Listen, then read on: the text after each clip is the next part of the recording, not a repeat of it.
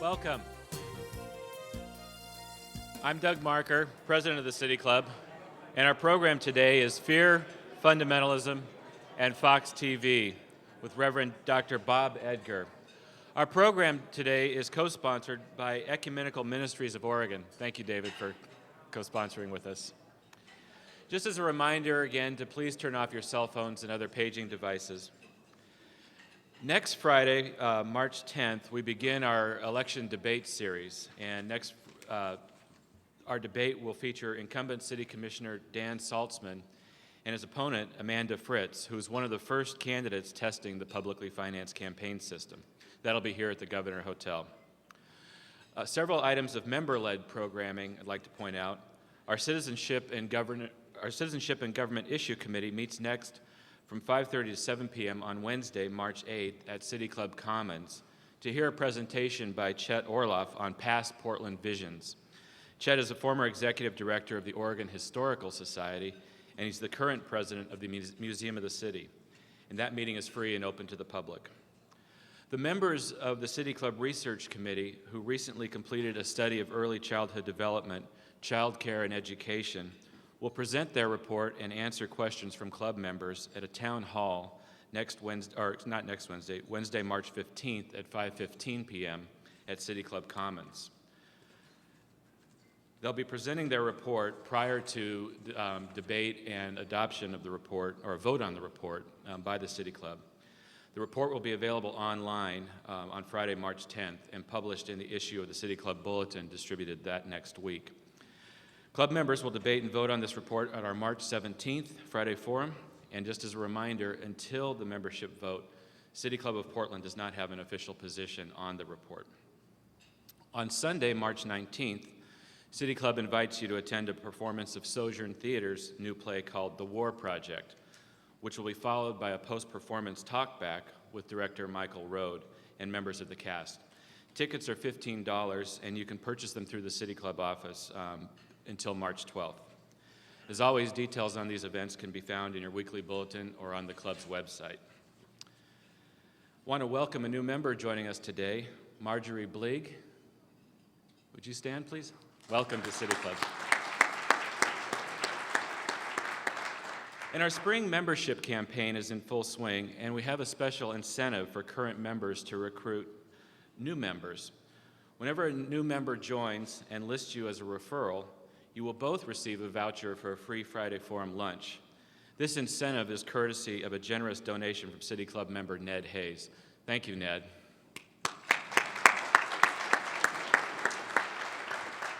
We have only a limited supply of these free lunch vouchers, so sign up your friends and colleagues today. For any details about this, please feel free to call Margaret Eichmann, our membership director. Our sponsors this quarter, who make broadcast of City Club possible, are CH2M Hill, Schwabe Williamson and Wyatt, and West Coast Bank. Would you join me in thanking our sponsors?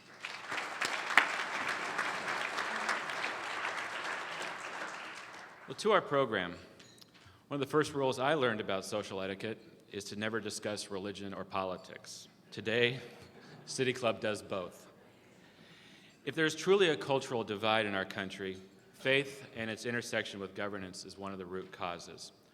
Our culture struggles with the role religion plays in shaping our lives, our laws, and guiding our public and private lives. My first thought on this topic was of the activism of some conservative Christians last year to make sure governments recognize Christmas instead of generic holidays. That follows a tradition of fundamentalist political agendas around prohibition of abortion rights, prayer in school, and tuition tax credits for faith-based education. Liberal theology plays its own role, however.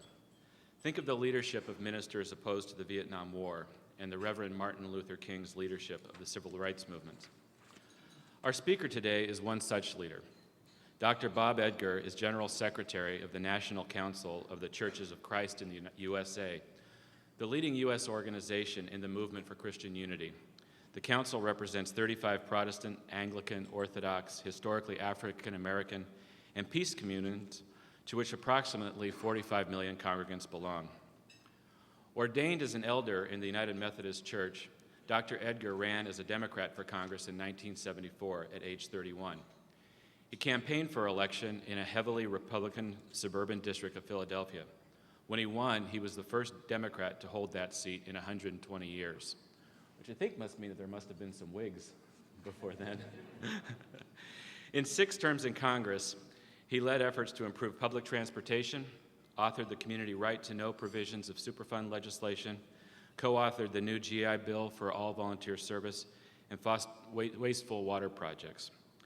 Dr. Edgar took office at the Council of Churches 6 years ago as the 50-year-old council began to reshape its life and mission. Under his leadership, the council is focusing its energies on major initiatives in the areas of overcoming poverty, protecting the environment, fostering interfaith understanding, and building international peace. We're pleased to join Ecumenical Ministries of Oregon in welcoming Dr. Bob Edgar to the City Club. Dr. Edgar.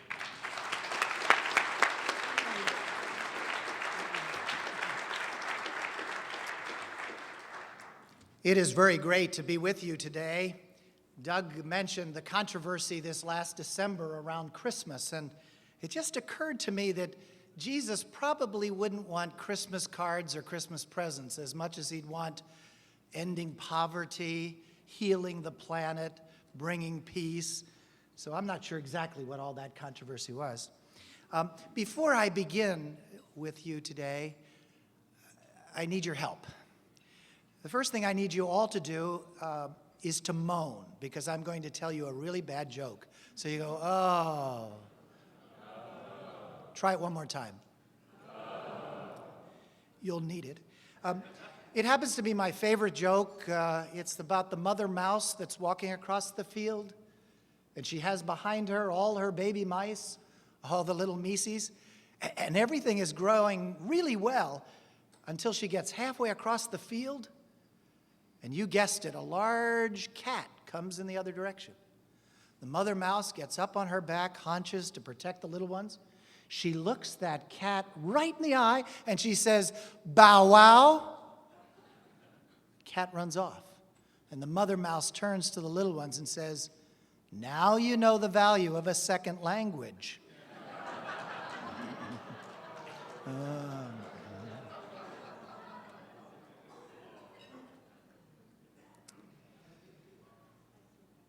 I want to tell you, everyone moan one more time. In January of 1981, I was a young member of the United States Congress. January of 1981 was when Ronald Reagan was being inaugurated President of the United States. It just happens that in early December 1980, 4 courageous religious women were killed in El Salvador. On the 9th of January, along with now Senator Barbara Mikulski and then Congressman Gary Studs, I led a delegation to Costa Rica, Nicaragua, Honduras, and to the border between El Salvador and Honduras. This past December, 25 years later, I had the privilege of going back with 150 Roman Catholic religious women, mostly Maryknols and Jesuit women, to commemorate the courage of these 4 religious women, and to be reminded again of Archbishop Oscar Romero. He was the Archbishop of El Salvador who in March 25 years ago, 26 now, was holding up the host, giving bread and wine as part of communion when he was tragically assassinated. Listen to some words by Archbishop Romero. He said this: "We plant seeds that one day will grow. We water seeds already planted, knowing that they hold future promise. We lay foundations that need further development. We provide yeast that produces effects beyond our capabilities. We cannot do everything, And there is a sense of liberation in realizing that. This enables us to do something and do it very well. It may be incomplete, but it is a beginning, a step along the way, an opportunity for God's grace to enter and do the rest. We may never see the end results, but that is the difference between the master builders and the workers. We are workers, not master builders, ministers, not messiahs. We are prophets of a future not our own. I think Archbishop Oscar Romero understands our plight today. He recognized after reading the Old and New Testament that none of the prophets ever had a majority. None of them ever took a vote to decide what God's will is. We live in a society where we think one more than half of us is always right. Reality is, as we have seen by movements such as that to end slavery, that to initiate civil rights and human rights and people's rights and women's rights, often it was the prophetic voices of average, ordinary, common people like us who stood up when others told them to sit down and spoke out when others told them to be silent. I was empowered preparing for ministry in the senior year of my seminary education. I was invited by William Sloane Coffin, who was then the chaplain at Yale, to come from Drew Theological School in New Jersey to gather with a group of laymen and clergy at the New York Avenue Presbyterian Church in Washington, D.C. in February of 1968. I accepted the opportunity. I love Bill Coffin. He's just written several books. He's not well, but he wrote a book called Credo, and he had one of his favorite quotes. He said, "God loves you the way you are, but he knows you can do better."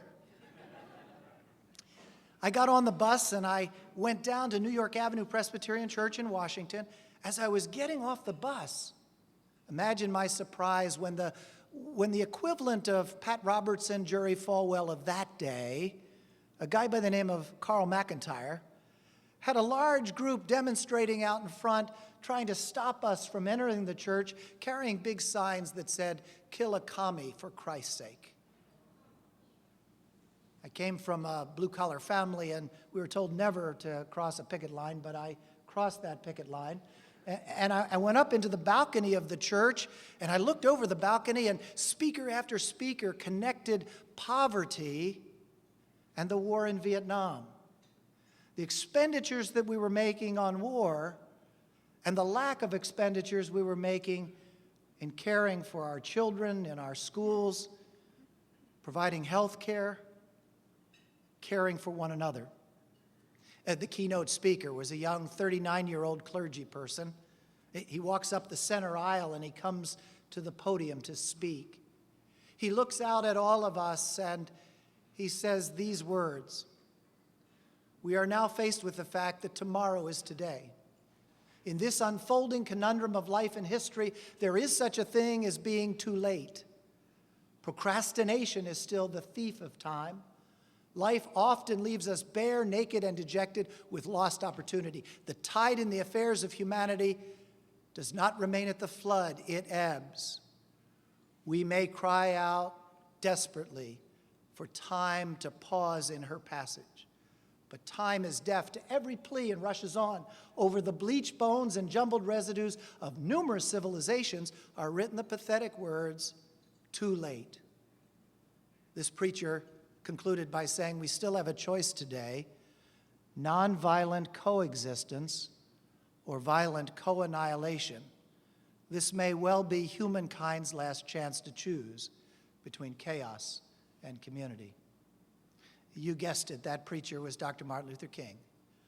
5 weeks later, he was assassinated. And less than 10 years later, I was one of the 12 members of the Select Committee on Assassinations looking into Dr. King's death.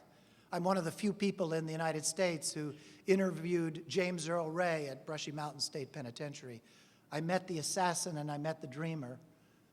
I like the dreamer better. The argument I want to make to the City Club today is that we need the prophetic voices like Dr. King's. We need average, ordinary, common people like you to stand up and help to win back the soul of America.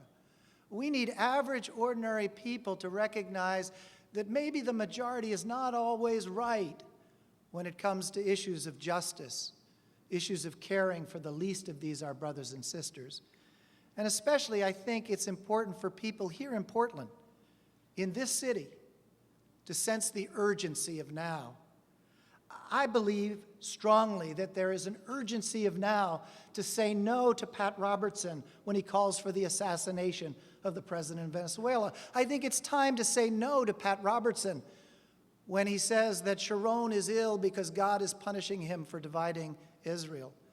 I think it's time to say no to Jerry Falwell and Franklin Graham and others who call Muhammad a pedophile and a terrorist.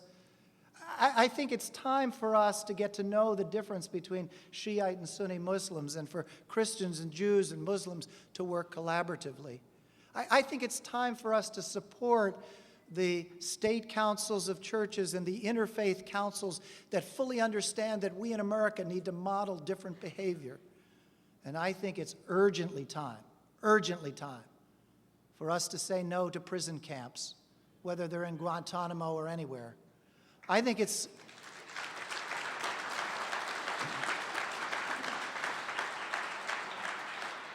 I'm not suggesting that all the people being held at Guantanamo are all good guys. But I'm impressed with Terry Waite, who was in prison for 5 years in Lebanon.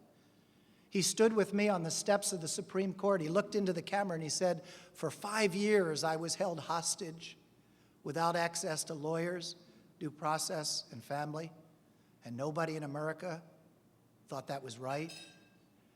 Why is it okay for us to have prisons? What's this about abuse of prisoners? What's this about secret prisons? And how does that wreck the soul of America when we think about where we want to be? And must we ask the question, are we becoming the nation the terrorists thought we were? I believe that there is an urgency of now. I think the urgency of now is waking up middle America and what I call middle church, middle synagogue, and middle mosque. You've met these people.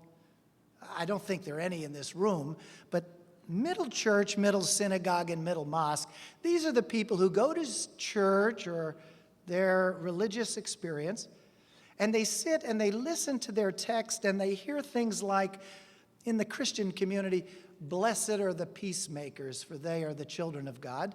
And we think that's nice. And then we hear things like, "What you've done to the least of these, our brothers and sisters, you've done unto me," meaning God. We think that's nice.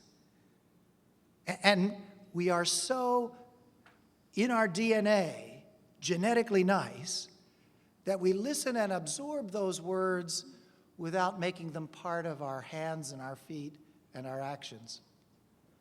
Why is it that we think we're a superpower in the United States when 45 million of us have no health care? What makes us think we're a superpower when 35 million of us are at or below the poverty level and 13 million of them are children? Why do we think we're so super when we go and buy a 99-cent hamburger? If we paid $1.10 or $1.15 for that hamburger, the person behind the counter could have a minimum wage. But wait a minute, if we paid $1.25, they could have health care and pension. The urgency of now. I believe that it's time for people like us, just average, ordinary people, Republicans, Democrats, moderates, liberals, evangelicals, to come together in a common cause. And I have to say, I see hope. Let me show just 3 examples of where I see hope. 2 weeks ago, a large group of evangelicals, not the Jerry Falwell, Pat Robertson crowd, had a full-page ad in the New York Times, stood up and said, one of the moral issues of our time is global warming. It is a life issue. It is a health issue. It is a healing issue for our nation. God doesn't want to spoil this fragile planet Earth. We need to stand and give those evangelicals a standing ovation. And we need to hope that some of the persons in Congress, both Democrats and Republicans, will recognize how close we are to a tipping point. I want to commend those evangelicals, not the Jerry Falwell and Pat Robertson crowd, but those that have read the Bible so literally to discover God cares about the poor, who a year ago sent the president a message, a letter, 65 of them signed, and said, Mr. President, you talk about civil marriage. You talk about homosexuality. You talk about abortion. They're important issues to us. But Jesus talked about care for the earth, care for the people who live on the earth, and we as evangelicals care about the poor. We need the secular community and the religious faith community to speak out more clearly and to be passionate about issues of justice, issues of caring. And when you do it, you're not going to be that popular until middle America and middle church come to realize that it's those of us who are genetically nice that have to make the difference. Here's an interesting statistic. All but one of the signers of the Declaration of Independence, all but one, had slaves. 90 years later, slavery was overcome. Yes, we had a civil war, but it was also the faith communities who rose up and spoke out clearly. At the turn of the last century, we had children working in our factories being exploited. Because the faith communities stood up and spoke out clearly, we ended the child labor practices of a century ago. And in the civil rights movement, it wasn't just Dr. King and a handful of black clergy. The National Council of Churches, which I am General Secretary of, we're very proud of the fact that we loaned Dr. Martin Luther King our youth director, a young kid by the name of Andrew Young. In the 1950s, he was doing television for the National Council of Churches, and Dr. King took him and utilized him in the civil rights movement. And Dr. King was a keynote speaker in 1957 at the General Assembly of the National Council of Churches. And we were involved in the Delta ministry, where we put white pastors and white lay people down in Mississippi, Alabama, and the southern areas to work hand in hand with the black community in raising the nation's consciousness about voting rights and about liberation and ending segregation. I believe that it's that kind of movement that we need to initiate today, and I believe that the urgency is now. Before I take your questions, let me close with an illustration. My favorite theologian is Lily Tomlin. Some of you have seen her play that she did on Broadway called A Search for Intelligent Life in the Universe. It was written by Jane Wagner. It's a nice little book you can get. It's really good because Lily Tomlin plays all the parts. She's the only person on stage. And she wears a hat with an umbrella on it because nobody mugs anybody with a hat with an umbrella on it. And the opening scene is Lily Tomlin playing the part of Trudy, standing at the corner of Walk, Don't Walk. And she's standing there. She's been hired by aliens from outer space. They want to search for intelligent life. And she's keeping all that information on little yellow Post-its that she's posting all over her body. She has all of her possessions in 2 shopping bags. She's not unlike some of the people I saw on the streets of Portland as I walked here to the hotel. As she's standing there, she's waiting for these aliens to come and pick her up so they can continue the search. Read the book, see the play. The ending is very important. One of the aliens comes up and grabs Lily's skirt and pulls on it and says, "Lily, we need to know one little piece of information before we go back to outer space." She says, "What's that?"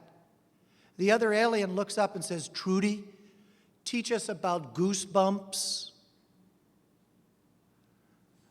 Trudy says, "Goosebumps? You've come all the way from outer space, and the thing you want to take back with you is knowledge about goosebumps?" And then she remembered, The last time she had goosebumps was when she was at a Broadway play. So she takes the two aliens, one in each hand, and she stands at the back of a Broadway play, and she stands there watching the play, and all of a sudden, 2/3 of the way through the play, she looks down, and both aliens are completely covered with goosebumps. And then she notices they weren't watching the play at all. They were watching the people, watching them laugh and watching them cry. And the final scene is Trudy outside, looking up into outer space, and she says, sometimes I come out here and look up, and they're watching us, and they see the funny things that we do to each other, the silly things that we do, and I can hear them laughing. But most times, I come out here, and I know they're watching our inhumanity to each other, our wars, our genocides, our conflicts, and I can hear them crying. And then Trudy looks out at the audience and she says, maybe someday you and I will do something so wonderful, so marvelous, that it will give the whole universe goosebumps. If we end the poverty that kills in our lifetime, if we stop the effects of global warming and heal the planet, if we understand the need for peacemaking and nonviolence and conflict resolution, I think there's a chance that you and I, working together, can give the whole universe goosebumps in our lifetime. Thank you.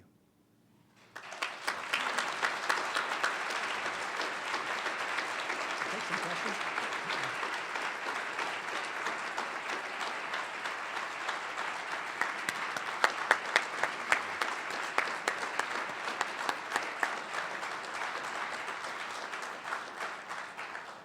We'll now open the program to questions from the floor. Questions are a privilege for City Club members and today Ecumenical Ministries of Oregon. Ask you to limit your questions to 30 seconds and please have a question mark at the end. Our first question will come from our board host, Susan Hammer. Susan is our president-elect. She's a Portland attorney, mediator, and arbitrator focusing on business and employment disputes. Susan? Okay, thank you. Thank you, Reverend Edgar. It's rare for us to have someone speak to us here at City Club that has been trained at the pulpit. I think everybody heard you today, and that isn't always the case, so thank you very much. Yes. My question is this. I think for many of the City Club members and others, this is sort of a startling time in history. Current events are head-spinning at times. And as we hear bad news, and then we think it can't get worse, we're hearing even more bad news.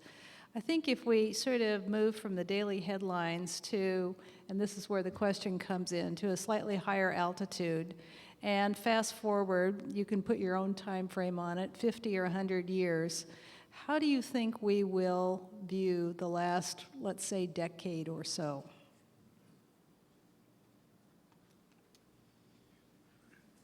That's a very important question, and I'm going to answer it longer than I should. I apologize. I'll try to be as brief as I can. Let me go back 100 years before I answer the question about what it's going to be 100 years from now. 100 years ago, which would have been 1906, there were a little over 1 billion people on planet Earth. We reached 1 billion around 1830. It wasn't until 1930 that we reached 2 billion people on planet Earth.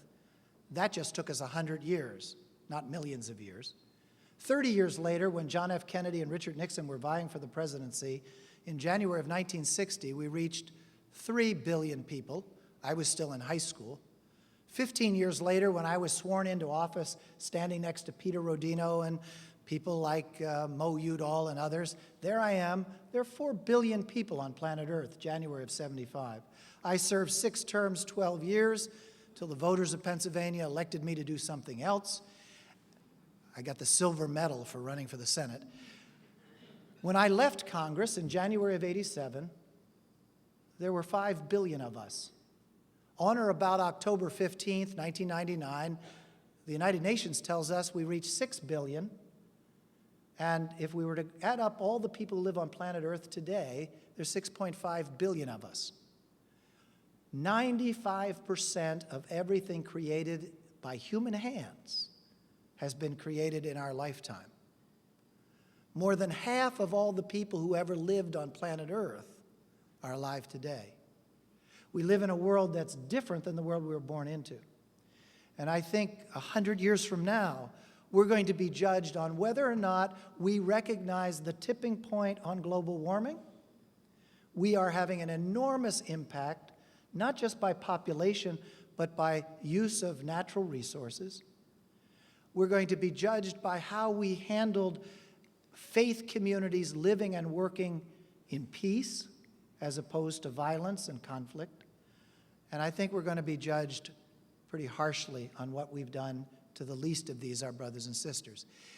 80% of the world's population lives in substandard housing. 70% of our brothers and sisters on planet Earth cannot read or write. And 50% will go to bed tonight hungry. You and I live in a world that's different than the world we see around us. And if we're going to be a superpower, if we're going to be reclaiming the soul of America, I believe that we need to model different behavior. The New York Times says that there are two superpowers, not just one. There's the United States and there's world opinion. In lots of ways, over the last 6 years anyway, some of the leaders of the church community have been chaplains to world opinion. And we believe it's important for us to recognize, with the acceleration of population, with the consumption of non-renewable resources, with our failure to address the issue of the energy crisis, 100 years from now, people are going to say, shame on us. Justin Gottlieb, City Club member. My question is your perspective on the current state of formalized religion being almost a litmus test for political affiliation.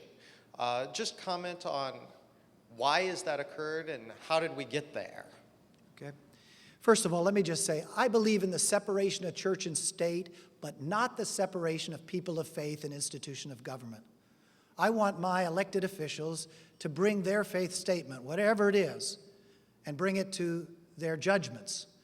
I don't want the church to dictate, or the synagogue to dictate, or the mosque to dictate what government does. But I can tell you, excuse me for the lawyers in the audience, and I know there's one at the end of the table there. 65% of the people in Washington are lawyers, and they're trained on where the shoulds and the woulds and the coulds go and how to write the language. Many of them have not spent a night in a homeless shelter, have not understood the ramifications of a shelter for women who have been abused. They haven't sat on the floor of a Head Start program. I want Congress, the House particularly, to be a representative body. It's not. And I want people to come to that with their faith and their experience and their common sense to make judgments. I don't want the churches to do it, but I think the church does have something to say about poverty. We may know much more about world hunger than a lot of the elected officials. So I think advocacy is fine. We're trying to invent something called faithfulamerica.org, which is a way of talking to people.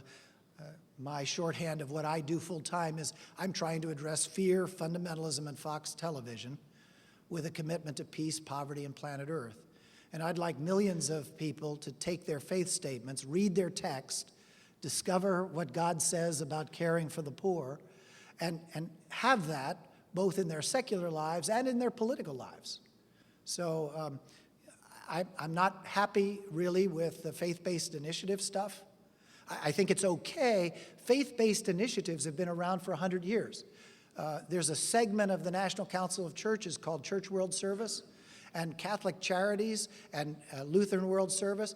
They get money from the federal government to do relief, whether it's Katrina or whether it's immigration relief, but they're a separate 5013C they're prevented from doing proselytizing. They're prevented from mixing their money with churchy activities. Here's an interesting statistic for you. There are more children in church on Monday morning than on Sunday morning because of Head Start and because of daycare programs. So John DiIulio, a very conservative first leader of the faith-based initiative, did a research project in Philadelphia, and he said something very important. He said, the faith communities, the churches, the synagogues, and the mosques are the backbone of a civil society. They're the places where people are. We ought to be in partnership with the faith community. But the church ought not to oppose itself on government. I think we've got a great experiment here in the United States that has worked. I think our founding fathers and mothers did not make this a Christian nation. They made it a nation that respected pluralism.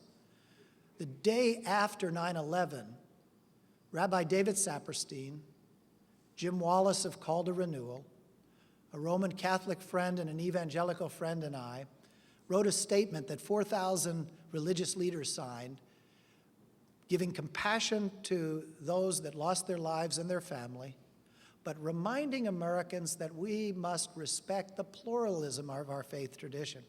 Because our fear was that people who look different, Sikhs who wear turbans, were going to be attacked, and so they were in many instances. We need a nation that respects the pluralism of our faith traditions, and we need elected officials who live up to their faith traditions. And unfortunately, all of our faiths have had people who have espoused one thing and done another. From the Jimmy Swaggarts to the Jack Abramoffs, we've seen in many faith traditions where the modeling of good behavior has not been there. Xander Patterson, City Club member. You expressed very eloquently your desire for unity and reconciliation, a sentiment that I share, but also a kind of antagonism and perhaps even polarity with the Jerry Falwells and Pat Robertsons, also a sentiment I share. How do we resolve that conflict? I'm too harsh on those guys, but I do it on purpose because when I travel in the Middle East, when I go to Syria or Jordan or even to Iraq, when they say something, it makes the front page of the newspapers around the world. And because of their close relationship with the current administration, many people around the world think they represent the broad cross-section of faith in the United States. And I guess my belief is that the real America that I appreciate are those evangelicals, those moderate Christians, those middle church folk, those progressive church folks that make up the majority of the faith community. And I think for too long, those of us who are either in the middle or on the left have laughed, smiled, or joked about what the far religious right has said. And I just think it's time for us to stand up and in as gentle a way as possible go nose to nose with them when they say outrageous things. So it's a difficult time to try to say it well without also coming off damning them. I don't mean it as that. I just simply say that's not the full reading of the Bible. Suggest that they also represent a pretty significant portion of our population. I don't think so. I think that, as you saw with the global warming action of a week or so ago, I think that side is much more divided today than it was even 2 years ago. I think on the issues of poverty and environment, those that reject accepting a commitment to healing the earth and those who have not taken a stand for the poor are being isolated. Rick Warren has written a great book called The Purpose-Driven Life and sold a gazillion copies of it. Rick could have gone over to that side easily because he had this vast network of people all over the world. And Rick came to the conclusion that he wasn't faithful to his evangelical conservative gospel unless he cared about the poor. So I say, let's partner with them. Let's partner with Jim Wallace. Let's partner with Tony Campolo, evangelical, very outstanding evangelist. Let's partner with Rick Cizik of Evangelicals Association, who have been converted, born again, on the issues of justice for the poor and justice for the planet. B.J. Seymour, City Club member. You made a number of statements in very general terms about fighting poverty and fighting global warming and so on. As a practical matter, what can an individual do? How can we be the Rosa Parks of those issues and make a difference directly? Let me give you 4 suggestions for Portland and for Oregon. 4 suggestions. First suggestion, make sure that the minimum wage is adequate. Make sure that people living on the minimum wage in this state don't have to live in a homeless shelter at night or go to a food kitchen to get their food. The Salvation Army revealed to me just 2 years ago that after the 1996 move in Congress from welfare to workfare, a significant number, and in most urban settings, half of the people who are coming to the food kitchens and homeless shelters work full-time. So I would start first by saying, if you want people to work for a wage, they must get a living wage. And it's interesting, in Florida, the minimum wage passed by 76%, even when George Bush was winning the state. So it's not a Democratic or Republican issue, it's a fairness issue. And I want you to think every time you are serviced by a minimum wage person, what it would take for you to rent a house or an apartment and feed a family of 2 or 3 children on a minimum wage.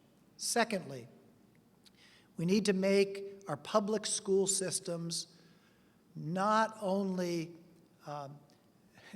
equal in terms of the classroom space, but equal in terms of the financing. A child born in one part of the city or community who gets a poor education because they live in a poor neighborhood should be turned around. I represented Swarthmore College, Haverford College, as a member of Congress. I also represented the city of Chester, ranked 3rd in level of distress. There's a 100-yard bridge between Chester and Wallingford, Nether Providence. Kids born in Chester rarely, if ever, went to college, got a terrible education. Kids living in Swarthmore, Nether Providence community, almost all went to college. It was all based on how we funded public schools. One of the things that has made us great as a nation is our public school system, and we could make a dent in the issue of poverty by enhancing our public schools. And I say to churches and synagogues and mosques, do an assessment of your own community. Do a poverty assessment. Find out how many kids are graduating from your schools who can't read. How much mentoring can we do? Here's an interesting statistic. 70% of the children of prisoners go to jail. Why don't we each adopt one of those children and mentor them? Why don't we get a one-on-one experience to try to cut that statistic in half? A third issue is health care. Many people who are poor have no health care. We've got to find a way to fix it. We're paying for it anyway. Why not find it? And there's a lot of rhetoric about this system and that system doesn't work. We're smart enough to come up with a system that gives everybody access. And the fourth issue for me is when we put benefits together, let's make sure people can have access to them. If you're living here and you need food stamps, you go to one office. If you need low-income tax credit, you go to another office. We've just invented something that's up and running in Pennsylvania, Florida, Ohio, will soon be up and running in Louisiana and Mississippi, called the Benefit Bank. And it's a simple web-based computer system where a poor person comes in to a church or a school or a social service agency. They put in a few pages of web information about their income and their salary and their dependents, and it not only tells you what you qualify for, but if you push a button, in those states where it's possible, it e-files the form for you. and it provides $2,000 to $8,000 worth of benefits. This statistic may surprise you. There is $35 billion of unused welfare benefits that are available to people, programs like the CHIP program and food stamps and low-income tax credits, that they don't apply for, A, because it's awfully complicated, and B, because they're embarrassed. And I think we need to break that open. All of those things that I've listed, and I could list a bunch more, can all be done locally. Heather Komet, City Club member. I'm also an optimist, a mother, a tax lawyer, and a Catholic. I raise these issues because we all define ourselves in multiple ways, and it's a question that I'd ask you to address, a struggle that I've been struggling with. I had a young woman approach me the other day, someone I've known for a very long time, who is poor, underemployed, and struggles with several of the issues you've raised that require adjustment in our society.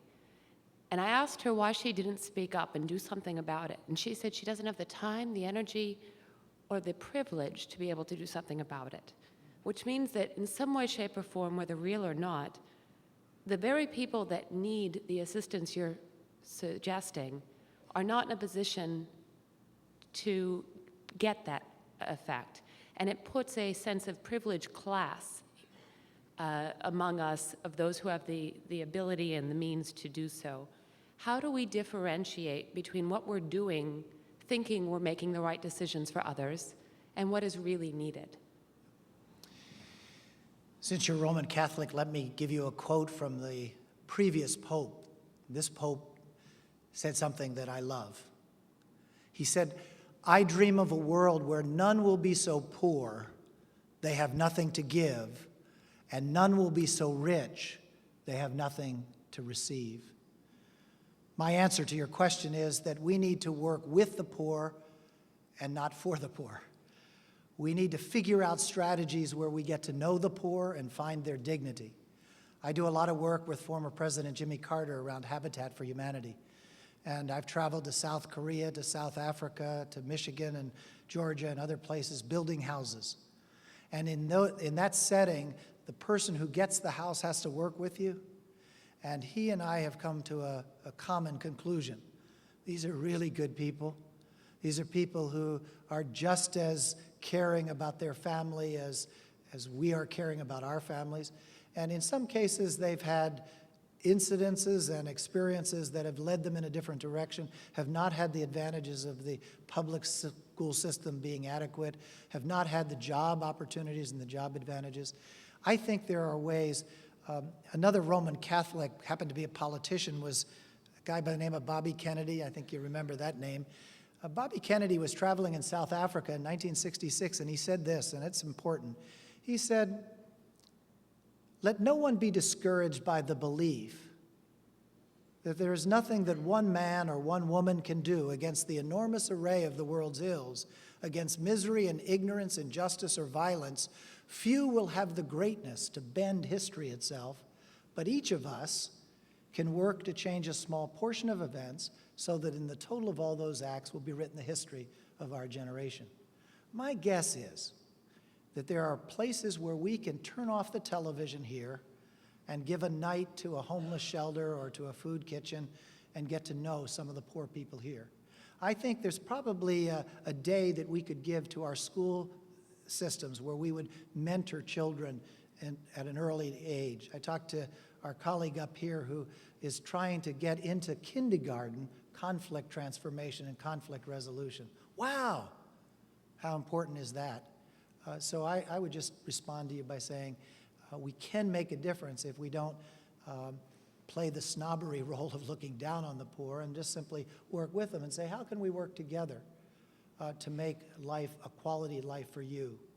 And my bet is it lifts all of us in terms of quality. Most people who really do good volunteer work, say this: I got more help to myself than I was able to give. Hi, my name is Leslie Hildula, and I think this may be a campaign finance question, but I'm not sure, and that's why I'm asking it. What is it about our system that we can marshal billions of resources, billions of dollars in terms of resources for a war way over there in Iraq. Thanks. And yet we can't marshal sufficient resources to have excellent public education and universal health care. I want to answer it with a funny comment, and then I'll be serious. When I was a member of Congress, the biggest lobby there was the defense lobby. I had this great idea. Let's move all the defense industries to Texas, okay? All of them. And have them lobby the Texas delegation. And let the rest of us make decisions on what is a just and a strong defense system based on reality, okay? But let me get to your question. Let's stop the war on terrorism. If you double the defense budget, if you triple the defense budget, if you build Star Wars, if you build 20,000 more nuclear weapons, if you triple armor all your Humvees, you're not going to stop terrorism. In fact, there's some argument I think can be made that we create more terrorists by the actions of our military. If, in fact, here's an interesting little factoid. If you cut our defense budget in half, wow, what kind of crazy person is that?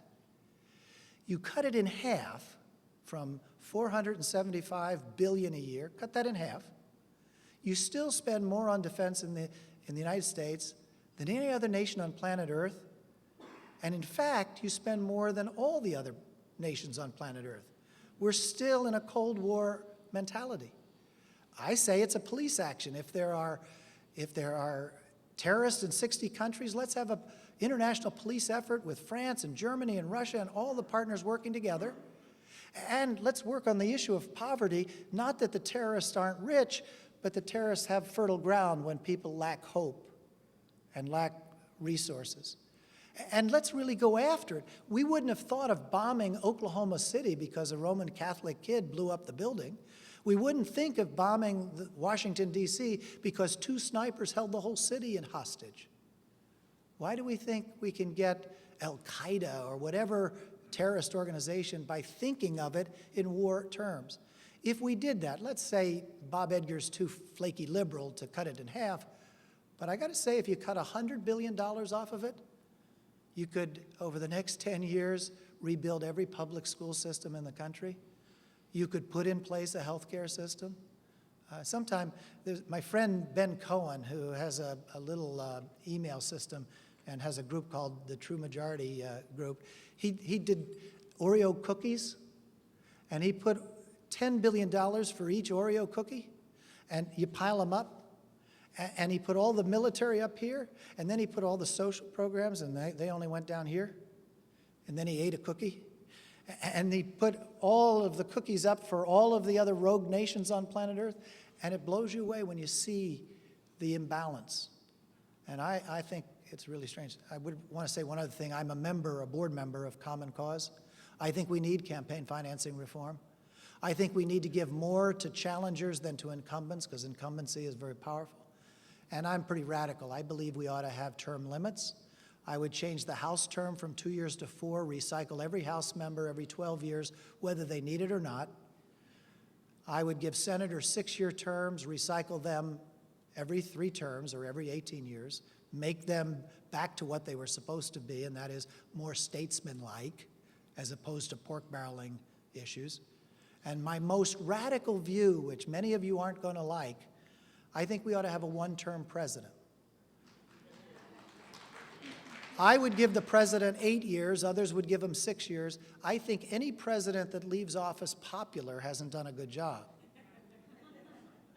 And I think the issues that we face are so important that I want the president to work full-time on those issues and not, after 2 years, step up to trying to run for re-election. So I think there are some reforms, and I hope that people will think about how do we reform the system to get average, ordinary, good people into it. I think we're about to close. How much? 5 more minutes. My name is Gavin Waite. I'm a City Club member. I'm a progressive political activist, and I'm also a Quaker. I would say that it's my spiritual roots that drive my progressive political activism, and I'm curious how you would suggest dealing with a dilemma that is often faced by people of faith engaged in progressive political action. How do we make progressive political organizations welcoming of people of faith? How can we create an environment such that progressive folks like us, because that's the line I hear you talking up there, and I appreciate it, how can we make our organizations welcoming to people who are driven by their spiritual values? Demand it. The Sierra Club just did an analysis, and 78% of their people are religious. But they've never mentioned it. And they've never thought about it until recently. And Carl Pope, who heads the Sierra Club, has been talking with me, and we've partnered on some television commercials together around issues of environmental caring. Some of the faith community has to come out of the closet. When you're part of environmental groups or part of things like Common Cause or part of other groups like Children's Defense Fund and other important civic groups, remind them that this comes from the root of your faith. Remind them that it comes from understanding that justice rolls down like waters and righteousness like an ever-flowing stream. Remind them that God's calling us to this moment in history to be the prophetic voices, and remind them that if we're all going to work together, we're going to have to respect not only each other's civil society, but each other's faith tradition. I think part of the job is for us to remind those civic and civil society organizations that we count. I think there's been a change, and I believe that the change occurred in the last presidential election. After the last presidential election, all of the pundits said the moral issues of our day are abortion, civil marriage, and homosexuality. That's it. And the left, the middle, and the right in the faith community began to say, what? You know, the issue of abortion's not mentioned in the Bible. Homosexuality may be mentioned twice. Civil marriage not mentioned at all. But there is a lot of stuff in the Bible on the very justice issues that we talk about. And so we need to be a louder voice. We need to not be ashamed of our faith positions. And we need to all become Quakers. Oh, by the way, as a Christian, Jesus was not Christian. Think about it. My name is Ruth Curry. I'm a city club member. I'm a member of the Humanists of Greater Portland, which is not a church in the way that churches are described. But I think that I agree with everything that you said. I'm very concerned about the social issues you discussed, about the wars. I was an activist during the Vietnam time and also with this war. But you talked about the middle people, and what can we do to motivate the middle people to really get up and do something? Well, I'm glad you asked that question. It's probably close to the last question, but maybe not. I just wrote a book called Middle Church. It comes out in the fall, and I think we need to evangelize the middle. I think we need to call the middle back to basic moral principles and basic goals of what a nation should be. And I think those of us who are thought of as on the left often talk to ourselves, and I think those who are on the right often talk to themselves, and I think those who get it on both sides need to begin to get a small percentage, and it doesn't take a lot. We don't need 100% of Americans to agree with us. In the last election, if you look at it carefully, that middle group just leaned slightly to the right. My call is let's swing the pendulum back to the middle. Then we can choose up sides again day. We can do all kinds of things that struggle with how we get it. But my fear is that we will move so far to the ultra-conservative side that we'll find ourselves in a nation that doesn't respect civil rights, doesn't respect civil liberties, doesn't respect the pluralism of our traditions, including the humanist traditions.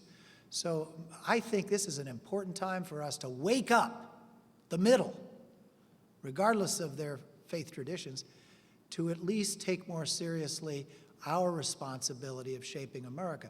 And I think we've got to reinvent civic education. Churches have to spend more time on religious education. I mean, if the organized religion wants to get smaller, all it has to do is what it's doing now. It will get smaller. We need to take these things seriously and be urgent about it. One last quote. We're out of time. One last quote. Happens to come from Hubert Humphrey, who was given an honor that very few sitting senators are given. But shortly before his death, he came before the House and Senate in a joint session. He was dying, and he talked. He talked a long time.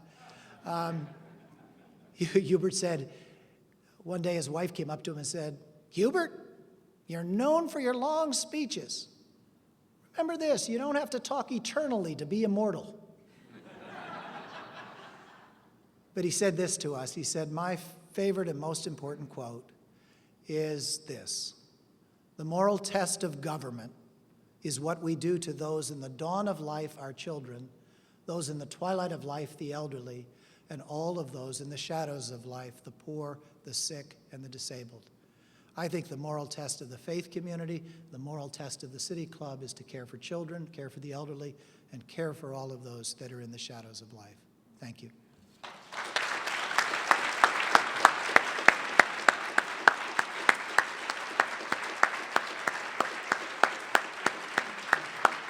Thank you, Dr. Edgar, and we're adjourned.